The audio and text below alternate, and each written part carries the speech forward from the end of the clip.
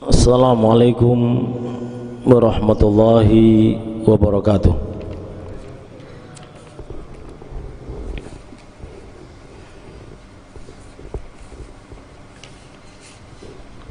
Innal hamdalillah alladzi dallal khalqa ala ma'rifatihi bima aujabahu alaihim minan nadhari fi makhluqatihi wa bima akhbara bihi fima awhahu ila rusulihi min sifatihi wa nu'uti kamalatihi wa hajabahum an ma'rifati kunhihi wa an tafakkur fi dhatihi subhanahu ya'lamu ma baina aydihim wa ma khalfahum wa la yahituna bihi ilma. Allahumma salli wa sallim wa sarrif wa majjid wa azim ala nabiyyina wa habibina wa syafi'ina wa azimina wa qurrata ayunina wa maulana Muhammad wa ala alihi wa ashabihi al-muktabisina min mishkati al-mustadiina bi anwari hidayati alladhina asraqat sumusul ma'rifah ala miskati ala masalikihim fasaru fiha muhtadin aminin wa ja'a man ba'dahum bihim muqtadin wa asyhadu an la ilaha illallah wahdahu la syarika lah wa asyhadu anna Muhammadan abduhu wa rasuluh arsalahu bil huda wa dinil haq lidhhirahu 'ala dini kulli walau karihal musyrikun walau karihal kafirun walau karihal munafiqun. Amma ba'du, usikum nafsi bitaqwallah faqad fazal muttaqun. Wa qala ta'ala kullu shay'in halikun illa wajhah. Hadirin yang dimuliakan oleh Allah Subhanahu wa taala, di antara sifat salbiyah yang dimiliki oleh Allah Subhanahu wa taala sudah kita bahas. Yang pertama al-qidam, yang kedua adalah al-baqa. Pada saat ini sifat salbiyah yang kedua akan kita bahas adalah al-baqa. Allah Maha dahulu. Al-baqa di sini yakni adamul inqida liwujudi. Keberadaan Allah tidak akan pernah ada akhirnya. Itu yang lagi kita bahas sekarang, sebagaimana terdapat dalam kitab Nurul Dhalam halaman 69. Ai annahu ta'ala daimul wujud. Allah Subhanahu wa ta'ala senantiasa ada, min ghairi ghayatin, tanpa puncak, tanpa akhir, wa bakin ila ghairi nihayah. Allah Subhanahu wa ta'ala maha kekal tanpa akhir. Oleh sebab itu Allah Subhanahu wa ta'ala berfirman, wa kullu man 'alaiha fan. Semua yang ada di bumi ini akan binasa.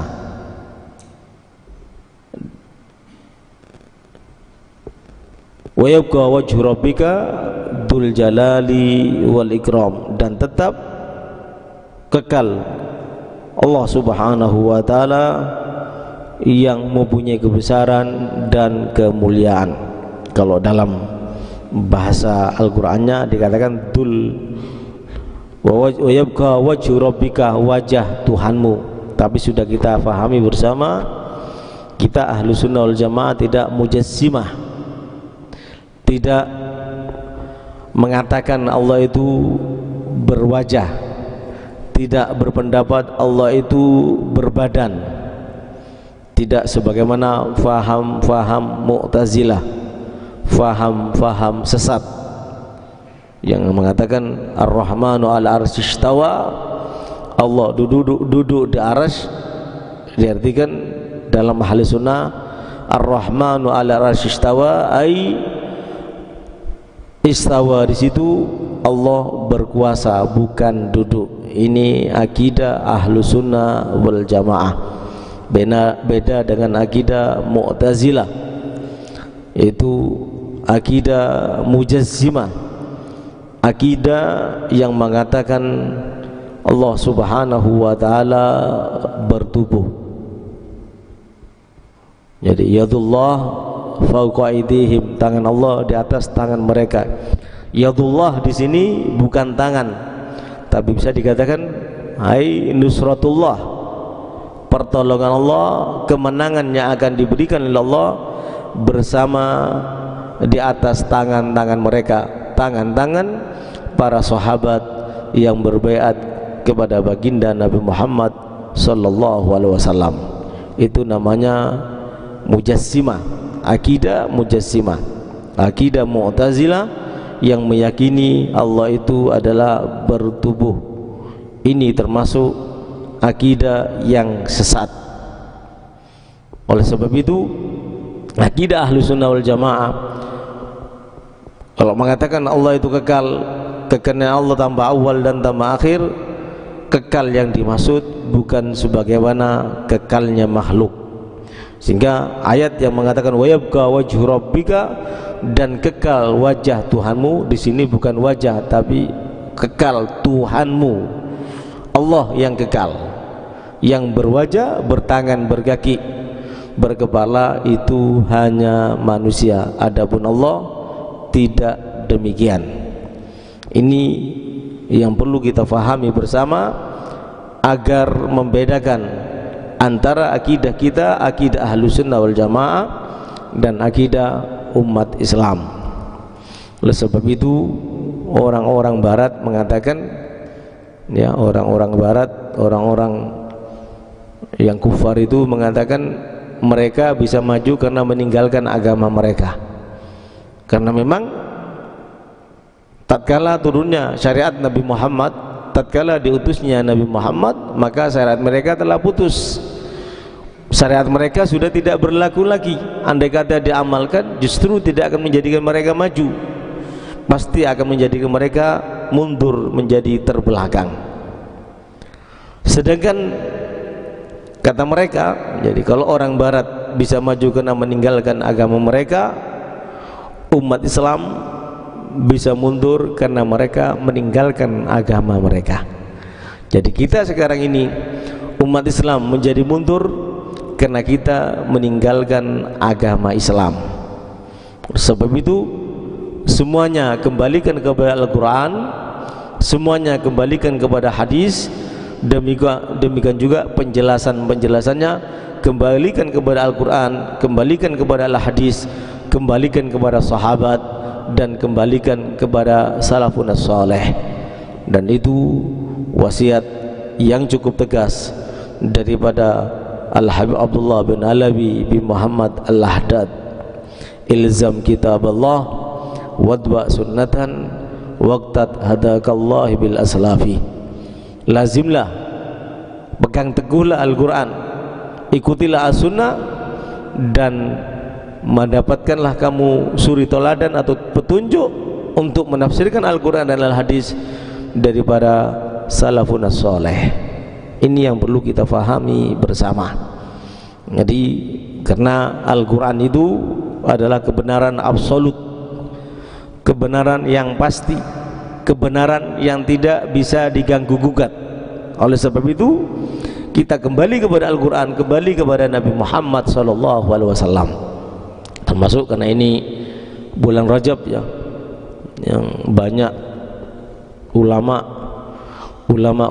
saudara-saudara kita mengkritiki hadis tentang masalah Rajab, ya, termasuk seperti Ustadz Hidayat dan yang lainnya, ya, kritik keras tentang hadis-hadis yang bertalian dengan bulan Rajab.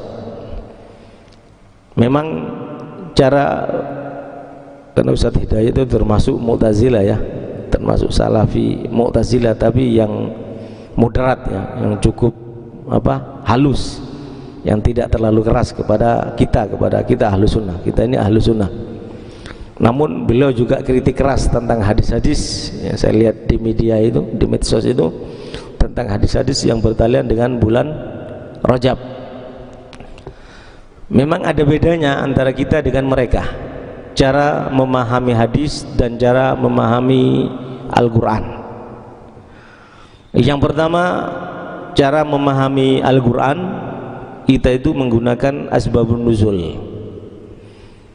Kalau ayat ini turunnya demikian, sebab turunnya apa? Asbabun nuzul itu tidak semuanya hadisnya sahih, tidak semuanya berdasarkan riwayat Imam Bukhari dan Imam Muslim. Mereka tidak mau kalau tidak Bukhari dan Muslim. Bahkan mungkin kadangkala Imam Bukhari dan Imam Muslim hadisnya dikoreksi kalau tidak sesuai dengan cara berpikir mereka. Kita tidak. Yang kedua, perlu kita pahami bersama, kita menerima semua hadis, mau itu hadis sahih, mau itu hadis hasan. Hadis sahih dan hadis hasan kita pakai untuk akidah dan hukum. Jadi hadis sahih dan hadis hasan kita pakai untuk hukum. Bahkan bisa jadi kalau hadis sahih tidak ada, hadis hasan ada, maka hadis dhaif pun kita amalkan. Kita amalkan. Contohnya ulama dahulu, orang-orang tua dahulu mengamalkan hadis baginda Nabi Muhammad SAW, la'anatil ard man shalla biduni izarin. Bumi akan melaknat orang yang sholat tanpa celana. Maka orang dulu pakai celana putih di bawah lutut. Hadisnya dhaif, tapi itu dari Nabi SAW. Ini bedanya ya. Mereka tidak mau ya, mereka mengkritik. Memang keterbatasan ilmu mereka sampai di situ. Begitu kata Imam Ghazali. Loh, kenapa mereka itu mengkritik? Apakah mereka lebih cerdas? Jelas mereka tidak lebih cerdas. Loh, bagaimana tentang kita? Kan hadisnya dhaif, tidak bisa diamalkan menurut mereka. Kata Imam Ghazali dalam Ihya-nya, cukup siksa sangat berat bagi mereka dengan mereka tidak percaya apa yang kita percaya. Cukup itu siksa yang cukup berat bagi mereka. Kenapa? Dalam kita memandang atau memahami Al-Quran, dalam kita memahami Al-Hadis, dalam kita memahami Al-Quran melalui asbabun nuzul, dalam kita memahami Al-Hadis, karena menafsirkan Al-Quran itu bisa dengan Al-Quran, bisa dengan hadis, bahkan memahami hadis dengan Al-Quran, bahkan juga bisa jadi memahami hadis dengan hadis. Itu kita. Mereka bisa jadi memilah dan memilih, kita tidak memilah dan memilih apabila datangnya dari baginda Nabi Muhammad SAW. Apa dasar kita? Dasar kita adalah jaminan dari Allah. Wan najmi idza hawa. Ayat ini juga bertalian dengan Isra wal Mi'raj. Wan najmi, demi bintang. Bintang itu adalah satu patokan untuk menunjukkan arah. Bintang itu satu patokan untuk menunjukkan ini musim kemarau atau bukan. Bintang itu bagi orang ahli perkapalan bisa menunjukkan arah anginnya kemana. Nabi Muhammad SAW itu adalah bintang kebenaran. Wan najmi, demi Nabi Muhammad, karena salah satu nama Nabi Muhammad adalah An-Najm idza hawa. Wa ma dhalla sahibukum wa ma ghawa. Rasulullah SAW tidak pernah mempunyai akidah yang sesat, dan Rasulullah SAW tidak pernah menyimpang daripada kebenaran. Tapi Allah menyampaikan, wa ma yantiqu anil hawa in huwa illa wahyu yuha. Dan Nabi Muhammad SAW tidak pernah berucap kecuali semuanya berdasarkan wahyu. Ini kita, ini bedanya kita dengan mereka. Kita meyakini apapun yang diucapkan Nabi Muhammad tidak harus standarisasi Bukhari dan Muslim ya. Kalau tidak diriwayatkan Bukhari dan Muslim berarti kita tidak menerima. Bukhari dan Muslim itu, Imam Bukhari dan Imam Muslim itu periwayatan hadisnya sangat terbatas. Wakam daripada hadis Rasulullah yang tidak diriwayatkan oleh mereka. Jadi maaf, saya pernah mendapatkan penjelasan dari guru saya, biasanya orang pakai ridha itu di sebelah kanan. Ini saya contohkan. seperti ini, ya. Tapi ada juga sebagian ulama ditaruh di sebelah kiri. Ada seorang ulama besar, bahkan pakar hadis, tatkala pakai rida seperti ini di sebelah kiri, sebelah kiri, ditanya, kenapa tidak sesuai dengan sunnah Rasulullah? Kita lihat para ulama makainya sebelah kanan, kenapa anda wahai syekh pakai rida di sebelah kiri? Lalu si ulama besar ini bertanya, apakah anda sudah membaca semua hadis Rasulullah? Dia katakan tidak. Separuh dari hadis Rasulullah tidak, seperempat tidak. Maka dikatakan oleh si syekh ini, tahukah kamu di antara hadis yang belum kamu baca ialah hadis memakai rida, ini namanya rida, selendang di sebelah kiri. Yang kamu baca hanya yang ada di sebelah kanan. Poin yang ingin saya sampaikan, bahwasanya hadis itu cukup banyak, dan kita meyakini hadis itu adalah benar, tidak harus riwayat Imam Bukhari dan Imam Muslim. Oleh sebab itu semua hadis kita amalkan asalkan tidak bertentangan dengan Al-Quran walaupun dhaif.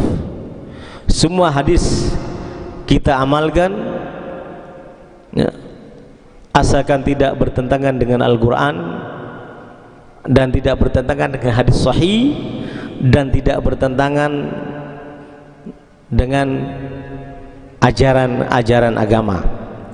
Poin yang paling penting seperti itu yang kita yakini. Oleh sebab itu hadis-hadis yang bertalian dengan bulan Rajab kita amalkan semuanya, termasuk apa disampaikan seorang ulama besar Ibnul Munabbih ya, yang mengatakan saya dapatkan dalam kitab-kitab terdahulu satu amalan, yaitu yang kita amalkan ba'da subuh dan ba'dal isya, sebetulnya tadi ya ini, yaitu Rabbi filli warhamni wa tub alayya. Itu Ibnu Munabbih. Ibnu Munabbih ini seorang sufi dan juga seorang ahli tafsir. Tentu Ibnu Munabbih menyampaikan seperti itu tidak mungkin kalau tidak mendapatkan daripada baginda Nabi Muhammad SAW. Siapapun para ulama besar, terutama para sahabat, menyampaikan suatu pendapat yang bertalian dengan agama, mereka tidak akan pernah menyampaikan kecuali sudah mendapatkan pengukuhan dan penegasan daripada baginda Nabi Muhammad. Ini pemahaman kita. Maka masjid-masjid kita, masjid-masjid para habaib, majelis-majelis para habaib, setelah sholat isya dan setelah subuh lalu membaca Rabbi filli warhamni wa tub alayya. Yang diantara keutamaannya, barang siapa yang membaca istighfar tersebut setelah subuh dan setelah isya selama bulan Rajab, lam tamas'un nar, tubuhnya tidak akan tersentuh oleh neraka. Itu yang pertama. Yang kedua, ada hadis yang ada dalam kitab Kasunnah Jawa Surur. Di situ disebutkan oleh baginda Nabi Muhammad SAW tadi malam sebetulnya, khamsun la turadud du'a. Ada 5 waktu doa itu tidak akan diterima oleh Allah, tidak akan ditolak oleh Allah Subhanahu wa taala. Yang pertama, awal malam bulan Rajab tadi malam, Allah tidak akan pernah menolak doa kita. Yang kedua, malam 2 hari raya Idul Fitri, dan yang ketiga Idul Adha malamnya. Yang keempat, malam nisfu Sa'ban. Yang kelima, malam Jumat. Baginda Nabi Muhammad SAW menyampaikan di 5 waktu ini doa tidak akan pernah ditolak oleh Allah Subhanahu wa taala. Namun baginda Nabi Muhammad SAW memberi rambu-rambu, jangan kamu mengkhususkan ibadah hanya 5 waktu ini saja, malam-malam yang lainnya juga perlu kamu beribadah. Tapi 5 waktu ini perhatikan, jangan sampai kamu tinggalkan, karena tatkala kamu berdoa di 5 waktu tersebut, Allah tidak akan pernah menolaknya. Dan banyak keutamaan ya. Kalau bangun malamnya, berpuasa siangnya akan diampun dosanya. Kita menerima itu. Kenapa? Kita yakin Nabi Muhammad SAW itu adalah tidak akan pernah berucap kecuali berdasarkan dengan wahyu. Baginda Nabi Muhammad SAW dalam Aqidatul Awam yang kita pelajari setiap awal bulan, kita yakini adalah mempunyai 4 sifat yang merupakan kewajiban para rasul, para utusan Allah mempunyai 4 sifat, yaitu cerdas, jujur, amanat, dan tabligh, ya, menyampaikan risalahnya, dan Nabi Muhammad menyampaikan risalahnya. Jadi kita memahami agama ini beda dengan selain ahlu sunnah wal jamaah, ya, seperti ya maaf seperti Ustaz Hidayat, tidak salah dia, karena memang akidahnya Mu'tazilah beda dengan kita. Kalau kita meyakini agama itu sesuai dengan akidah ahlu sunnah wal jamaah, wajib kita menggunakan akal untuk memahami agama itu Al-Quran dan Al-Hadis, tidak memilah mana sahih mana dhaif. Kita seperti itu, sehingga sedoif apapun hadis itu asalkan tidak bertentangan dengan Al-Quran dan Al-Hadis, apalagi didukung oleh Al-Quran, maka kita amalkan. Itu cara kita memahami, termasuk yang tadi itu. Apabila membaca Rabbi filli warhamni wa tub alayya, Rabbi filli warhamni wa tub alayya, tidak akan tersentuh oleh api neraka, berarti dosa-dosanya akan diampunkan oleh Allah Subhanahu wa taala. Dan apa yang disampaikan oleh Ibnu Munabbih yang terdapat dalam Kutubul Munazzalah itu tentunya juga didukung oleh Al-Quran, di mana Allah Subhanahu wa taala menyampaikan dalam surat Nuh, faqultu astaghfiru rabbakum innahu kana ghaffara, maka aku katakan, kata Nabi Nuh kepada mereka, mohonlah ampun kalian kepada Tuhanmu, innahu kana ghaffara, sesungguhnya dia Tuhanmu maha pengampun. Yursilis samaa alaikum midrara, niscaya dia akan menurunkan hujan yang lebat dari langit kepadamu.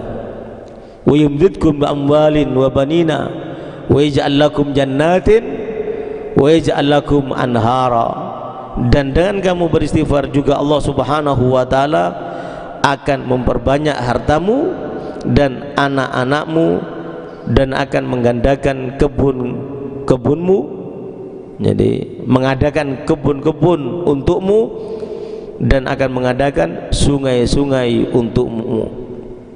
Ini syariat Nabi Nuh, diturunkan kepada Nabi Nuh, dan Nabi Nuh memerintahkan umatnya untuk beristighfar.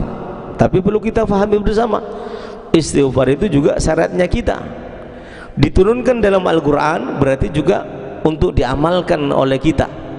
Bahkan yang cukup menakjubkan, tatkala Imam Hasan Al-Basri kedatangan 4 orang yang berbeda, yang satu datang ke Imam Hasan Basri mengatakan, aku kawin lama tidak punya anak ya Imam Hasan Basri, bacaan apa yang apabila aku baca bisa membantu aku Allah mengabulkan untuk aku punya anak?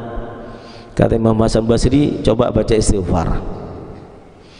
Yang kedua, seorang pedagang, kalau saya berdagang selalu gagal, bagaimana supaya perdagangan saya bisa sukses wahai Imam?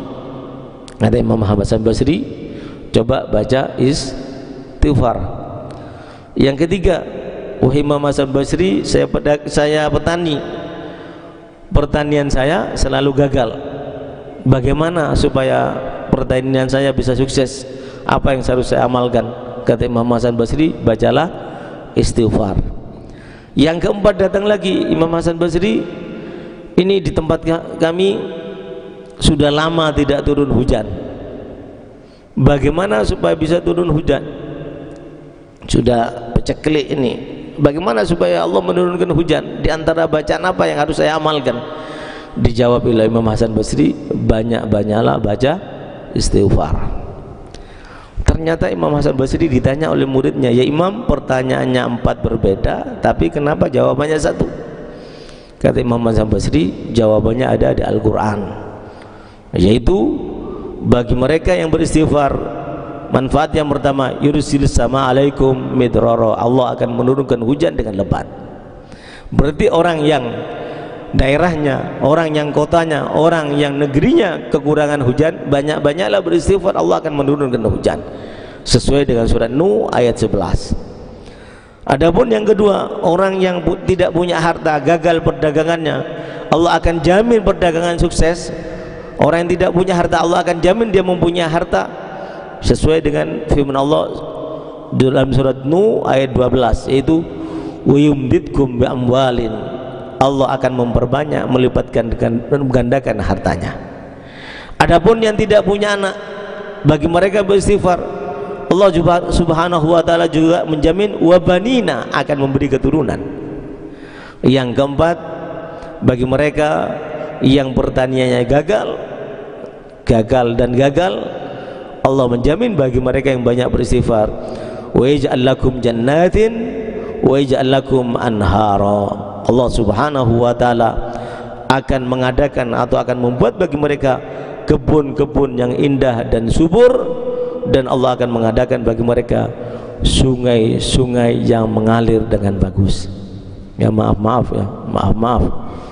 Makanya di Indonesia itu setiap kota ada alun-alunnya, dan alun-alun itu biasanya perkampungan yang ditempati oleh para ulama dan orang-orang Arab, terutama para habaib. Dan di kota-kota itu biasanya tanah-tanah itu dikuasai oleh orang-orang Arab, demikian juga terutama para habaib atau para ulama. Orang-orang dulu itu dakwah ke Indonesia itu banyak, ada 2 cara yang paling menonjol di antara mereka. Cara yang pertama dengan perdagangan. Perdagangan mereka bukan tujuan utama, tapi perdagangan mereka lakukan hanya sebagai sarana. Sehingga ya maaf yang anti Arab ya, orang Arab terutama para habaib datang ke sini bukan minta-minta ya, bukan minta-minta, tapi justru menghidupkan perdagangan dan membebaskan bangsa Indonesia dari penjajahan. Dan orang Arab terutama para habaib bukan penjajah. Kalau penjajah itu ya sebagaimana kita ketahui bersama, Belanda, Portugis, Inggris dan bangsa-bangsa yang lainnya ya, namanya penjajah itu mengambil kekayaan Indonesia dibawa ke negeri mereka. Tidak ada ceritanya ya para habaib yang dari Hadramut datang ke sini mempunyai istana yang mewah, harta yang melimpah ditaruh di Hadramut. Tidak ada ceritanya seperti itu. Mereka para habaib, para ulama datang ke Indonesia berdakwah hanya dengan tujuan berdagang. Pertama, kenapa mereka berdagang? Tujuan utamanya perdagangan yang mereka lakukan biar bisa mendapatkan uang, dan dengan uang itu bisa membantu dakwah mereka. Saya masih ingat bagaimana di antara manaqibnya Habib Muhdhar bin Muhammad Al-Muhdhar Bondowoso. Habib Muhdhar bin Muhammad bin Ahmad Al-Muhdhar itu di antara manaqibnya ya, sehingga beliau menjadi waliullah ya, mempunyai keramat seperti keramatnya Nabi Musa, mukjizatnya Nabi Musa. Tatkala mau diundang di kampung sebelah yang menyeberangi kali ya, yang bukan ahli sunnah boleh tidak percaya, ada apa-apa. Tapi Allah Subhanahu wa taala sudah menyampaikannya bagaimana Siti Maryam tatkala ditanya oleh Nabi Zakaria, "Anna laki hada?" Qalat huwa min indillah, innallaha yarzuqu may yasha'u bighairi hisab. Nabi Siti Maryam ada makanan yang bukan pada musimnya, buah bukan pada musimnya. Nabi Zakaria yang mengasuhnya tanya, "Wahai Siti Maryam, dari mana makanan semuanya ini ada?" Dijawab oleh Siti Maryam, "Makanan ini dari Allah. Allah akan memberi makanan kepada yang dikehendakinya." Jadi artinya Nabi Zakaria tidak ngasih, tapi Siti Maryam dapat kiriman dari Allah melalui malaikatnya, dan itu diabadikan dalam surah Al-Imran. Maka pernah terjadi kepada Sayyidatuna Aisyah, Sayyidatuna Fatimah, tatkala Sayyidina Ali tidak memberi belanja, sampai mau belanja uangnya ada tapi ada orang minta-minta dikasihkan. Akhirnya Sayyidina Ali mau pulang kebingungan, karena kebingungan ada tidur di masjid, akhirnya tidur berdebu. Pada waktu itu dikatakan oleh Rasulullah, "Gum ya Aba Turab, bangunlah wahai ayahnya debu," karena badannya sudah berdebu Sayyidina Ali. Rasulullah mengajak Sayyidina Ali pulang. Untuk apa? Rasulullah ingin makan malam bersama Sayyidatuna Fatimah. Sayyidina Ali kebingungan sebagai suami dan sebagai mantu. Saya tidak memberi belanja kepada istriku hari ini dan tidak ada makanan di rumah. Ini manusia yang paling mulia menurut aku mau makan bersama aku di rumahku. Kebingungan Sayyidina Ali di jalan. Nyampe di rumahnya ternyata makanan siap semuanya. Akhirnya apa? Sayyidina Ali juga agak bingung, lihat terus kepada Sayyidatuna Fatimah, ini kok istriku kok bisa seperti ini, kok tidak bercerita kalau ada makanan saya, sehingga tidak stres ini, karena memikirkan manusia yang paling mulia akan makan di rumahku. Akhirnya setelah semuanya makan, makanan yang tersisa masih dibagikan kepada istri-istri Nabi Muhammad SAW, dikirimkan oleh Sayyidatuna Fatimah Az-Zahra.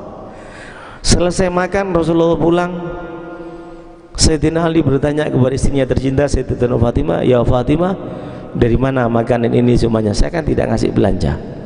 Maka jawaban Sayyidatuna Fatimah, kalau Maryam binti Imran mampu mendatangkan makanan yang bukan pada musimnya, masa Fatimah binti Muhammad tidak bisa? Artinya semacam ini ada di umat Nabi Muhammad, bukan Nabi dan Rasul adalah ada. Ini yang ingin saya sampaikan, ini yang ingin saya tanamkan, sehingga maaf datangnya orang-orang Arab terutama para habaib ke Indonesia itu berdagang. Dagang mereka ya, dagang mereka kalau kita baca di kitab Ihya itu buka dagangan ya, mau zuhur sudah ada laku, dikiranya dipikir cukup untuk belanja hari ini, mereka itu pulang hanya ibadah, tidak mau dituku lagi sudah. Tapi jangan ditiru ya kalau pada saat ini ya, tidak mau dituku lagi. Kalau dianggap untuk belanja hidupnya, untuk dirinya sudah cukup, mereka pulang. Kenapa demikian? Artinya maaf ulama-ulama dahulu, terutama orang-orang Arab itu menguasai tanah di Indonesia ini, karena mereka masuk Indonesia melalui dakwah, melalui dagang. Dakwahnya melalui dagang. Yang kedua melalui pengobatan. Ya. Maksudnya apa? Mereka ini orang-orang yang dekat kepada Allah Subhanahu wa taala. Sehingga apa yang mereka pegang laku. Apa yang mereka inginkan Allah kabulkan. Bukan perdagangannya itu yang luar biasa. Enggak, yang kita lihat, saya pernah dengar dari Ba'du Sibanul Habaib, Habib Anis itu buka toko, karena itu memang syariatnya. Tujuan utamanya agar tidak mengandalkan dan menyandarkan dirinya kepada orang lain dalam berdakwah. Demikianlah para habaib. Sehingga mereka adalah orang-orang yang dekat kepada Allah dengan melalui perdagangan. Yang kedua dengan melalui atib, pengobatan. Yang ketiga juga mereka tidak bisa kita pungkiri, mereka juga sebagai petani yang melalui pertanian, mereka menguasai pertanian. Para ulama, para habaib itu bahkan mereka juga menguasai politik, walaupun mereka tidak masuk politik secara praktis ya, mereka menguasai politik dan menjadi, kalau sekarang bahasanya itu konsultan politik, menjadi konsultan politik. Bagaimana para habaib didatangi, termasuk Habib Husin Haddad itu pernah didatangi, Soekarno pernah datang. Ini menurut cucunya, cicitnya Habib Ali Habsyi Kuitang. Habib Ali Kuitang didatangi Soekarno, minta pendapat bagaimana supaya Indonesia ini ke depannya bisa aman. Katanya Habib Ali, coba datang kepada Habib Husin Haddad Jombang. Datang ke Habib Husin Jombang, Habib Husin Jombang memberi nasihat, ini amalkan. Coba praktekkan ini, insya Allah negaramu dan anak cucumu akan aman. Makanya sekarang amburadul seperti ini karena tidak menjalankan nasihat daripada Habib Husin Haddad Soekarno pada waktu itu. Akhirnya apa? Akhirnya setelah Soekarno pulang, rata-rata Habib Husin Haddad, Habib Alwi dan para habaib yang lainnya, para ulama memberi syarat, saya akan memberi nasihat kepada kamu wahai Soekarno dengan satu syarat. Setelah kamu datang sekarang ini, kamu tidak perlu memberi hadiah dan kamu tidak perlu datang lagi kepada aku. Itu hebatnya para ulama dahulu. Makanya Rasulullah menyampaikan al ulama umanaur rasul. Jadi kita biar yakin ya Allah itu maha kekal, Allah itu ada, menunjukkan kita yakin Allah itu ada dan maha kekal, maka ikutilah bagaimana kepercayaan para habaib, para ulama, para ulia tentang keberadaan Allah subhanahu wa ta'ala. Coba kita lihat, mereka mengatakan saya akan memberi nasihat dengan catatan kamu jangan memberi apapun kepadaku, jangan memberi hadiah dan jangan datang lagi. Sedikit ya, sedikit, bukan saya membanggakan guru saya atau putra guru saya. Saya tidak akan menyebutkan namanya ya. Beliau kalau kedatangan pejabat ngasih 2 syarat. Beliau ya masih ada ya, masih ada orangnya, umurnya sebaya dengan saya, tapi alhamdulillah belum menjadi pengganti ayahnya, cukup luar biasa. Beliau setiap mau kedatangan pejabat ada 2 syarat yang diajukan. Yang pertama, jamuan dari beliau semua, pejabat yang datang tidak perlu ngasih duit. Yang kedua, jangan ngasih duit ataupun hadiah, kalau mau diterima, kalau enggak. Para ulama, para habaib seperti itu berarti dalam rangka untuk mengamalkan sabda baginda Nabi Muhammad SAW. Mereka yakin Allah maha kekal ya, al-baqa, Allah maha kekal, berarti Allah itu ada, Allah itu bersama kita, Allah melihat kita. Mereka menghadirkan Allah dalam dirinya sehingga menjaga dirinya, menjaga agamanya, menjaga keulamaannya. Ini yang artinya ini kita mempelajari sifat wajib bagi Allah, tapi harus kita amalkan. Makanya saya ulang kembali, kenapa para habaib ya, kan ada banyak tahu di antara kita sampai detik ini, para habaib terutama mereka di Surabaya ini banyak mempunyai gedung-gedung yang ditinggalkan oleh kakek-kakek mereka yang disewakan dan semacamnya, atau mungkin sebagian sudah diambil alih dengan tidak benar oleh orang-orang yang tidak takut kepada Allah subhanahu wa ta'ala. Kenapa? Karena tadi itu, karena mereka datang ke Indonesia tujuannya dakwah. Mereka berdagang hanya untuk sebagai sarana untuk membantu dakwah mereka dan membantu umat Islam. Tidak pernah mereka menjadi penjajah. Jangan pernah meyakini dan pernah percaya dengan ucapan-ucapan orang sekarang habaib itu adalah provokator, perusuh dan seakan-akan pendatang yang merugikan bangsa Indonesia. Demi Allah, Indonesia tidak akan pernah merdeka kalau tidak pernah habaib datang ke tempat ini.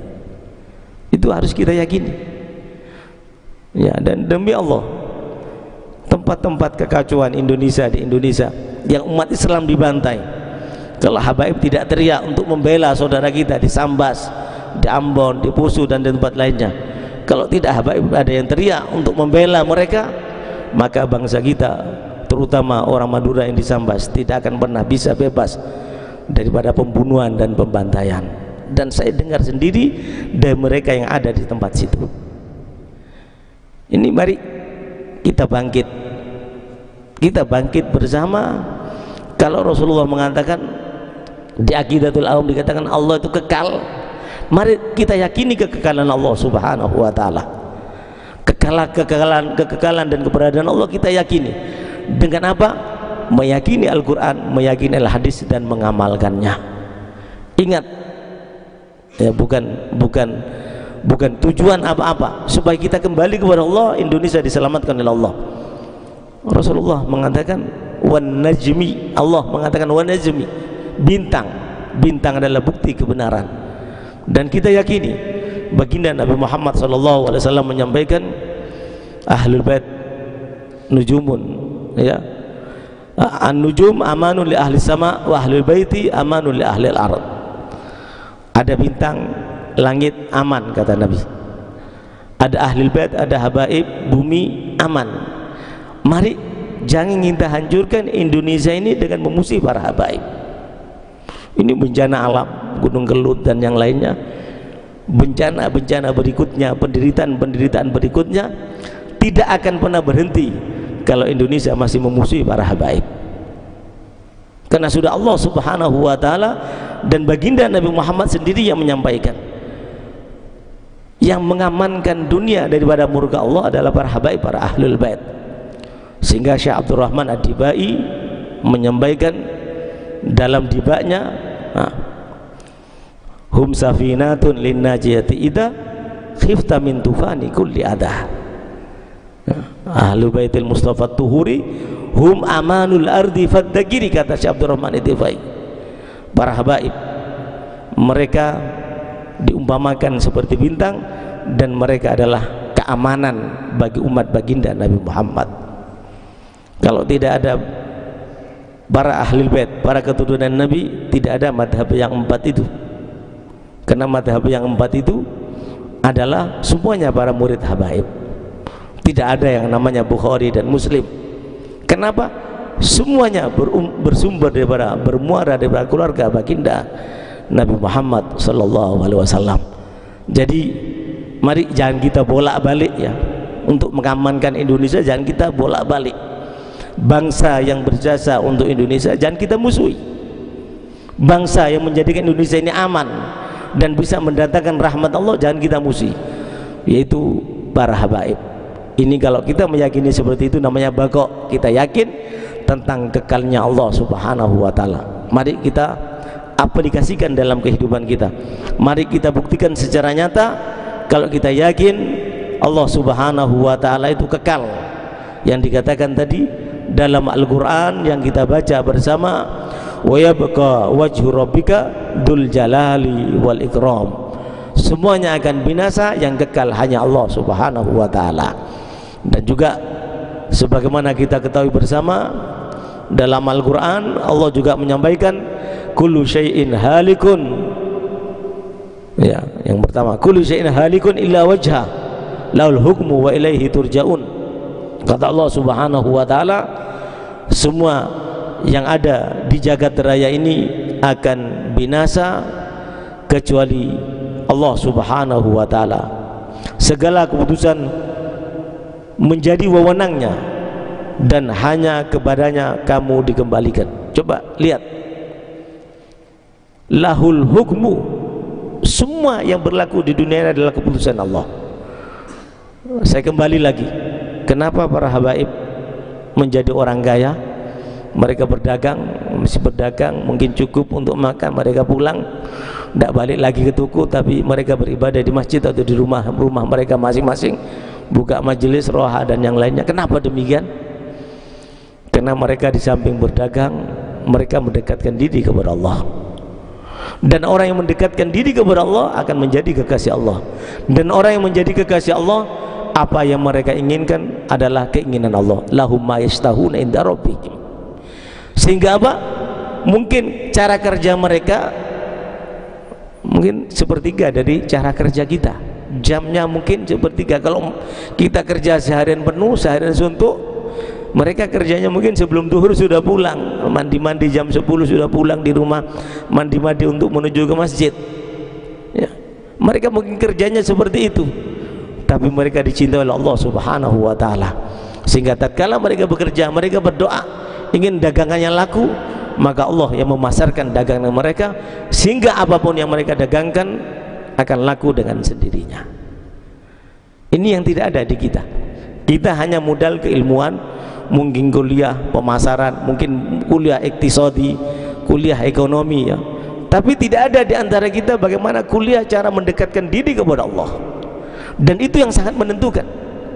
Dan itu yang menjadikan para ulama, para aulia, para habaib yang dakwah di Indonesia bisa mengislamkan Indonesia. Coba kita lihat Belanda 360 tahun. Belanda sebagai penjajah, tujuan utama bukan hanya menjajah, tapi Belanda ingin menyebarkan agama yang mereka anut, tapi tidak sukses. Tapi para habaib dengan keterbatasan bahasa mereka, para wali songo dan para habaib, bisa mengislamkan Indonesia. Kenapa demikian? Karena mereka dekat kepada Allah Subhanahu wa ta'ala. Man kana lillahi, kata Imam Ghazali, kana Allahu lahu. Barang siapa yang hidupnya untuk Allah, maka Allah akan berbuat untuk dia. Ini harus kita miliki, ini yang harus kita tanamkan untuk diri kita dan anak-anak kita. Jangan kita ajarkan anak kita itu hanya percaya kepada titel, kepada ijazah yang hanya berupa selembar kertas yang tidak ada nilainya di mata Allah. Jangan percayakan anak kita hanya kepada jabatan dan yang lainnya, tapi arahkan anak kita percaya kepada Allah Subhanahu wa ta'ala, sehingga menjadi Sayyidatuna Fatimah yang lainnya mampu mendatangkan makanan yang bukan pada musimnya, menjadi para aulia dan para ulama yang bisa mengislamkan Islam Indonesia dan menguasai tanah-tanah Indonesia dengan usaha mereka dan ketakwaan mereka. Ini yang perlu kita fahami bersama. Hadirin yang dimuliakan oleh Allah Subhanahu wa ta'ala, itulah perbedaan kita dengan Mu'tazilah cara memahami hadis ya. Kita menerima semua hadis, mau dhaif mau tidak kita nerima. Rasulullah mengatakan Rajab syahrullah, Rajab adalah bulannya Allah, berarti Rajab bulan untuk memperbaiki sholat. Rajab syahrullah berarti Rajab adalah bulan untuk beristighfar. Mari kita amalkan, kita yakini Allah maha kekal, keberadaan Allah tidak ada akhir, tidak ada awal, dan menunjukkan atas keyakinan kita atas keberadaan Allah berarti kita kembali kepada Allah, mengamalkan syariat Allah sehingga kita dekat kepada Allah dan Allah dekat kepada kita. Semua yang kita inginkan dikabulkan oleh Allah dan kita diwafatkan dalam keadaan husnul khatimah. Ya Allah bihayallah bihayallah bihayallah bisunul khatimah. Ya Allah bihayallah bihayallah bihayallah bihayallah bisunul khatimah. Ya Allah bihayallah bihayallah bihayallah bihayallah bisunul khatimah bijahi tahar rasul jid rabbana bil qabul wa hab lana kullasul rabbi istajib li amin rabbi fanfa'na bi barakatihim wahdinal husna bi hurmatihim wa amitna fi tariqatihim wa mu'afatim minal fitani wa mu'afatim minal fitani ya rabbana tarafna wa annana asrafna wa tub alaina tauba wastur lana wa arati wa amin rabbi wa mau wal ahli wal ikhwani wa sairil aw jiratin aw suhba wal muslimina ajma.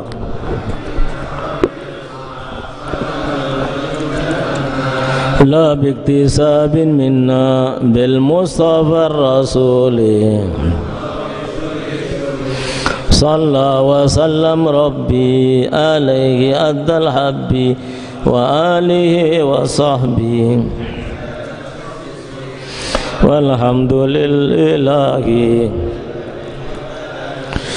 ربنا انفعنا بما علمتنا رب علمنا الذي ينفعنا رب فقهنا وفقه أهلنا وقربات لنا في ديننا ما للقدر الأنثى وذكر رب وفقنا وفقهم لما ترتدي قولا وفعلا كرما وارزق كل حلالا دائما وأخلا أتقياء علماء نخضى بالخير ونفى كل شر ربنا أصلح لنا كل سوء وأقر برضا منك العيون واقض عنا ربنا كل الديون قبل أن تأتينا رسل المنون واغفر واستر أن تكرم من صدر صلاة الله ذا المصطفى من إلى الحق دعانا والوفاء بكتاب فيه للناس الشفاء وعلى الآل الكرام سرابا وعلى أصحاب مصاب الغرار اللهم اهدنا بهداك واجعلنا ممن يسارع في رضاك ولا تولنا وليا سواك ولا تجعلنا ممن خالف أمرك وعصاك وحسبنا الله نعم الوكيل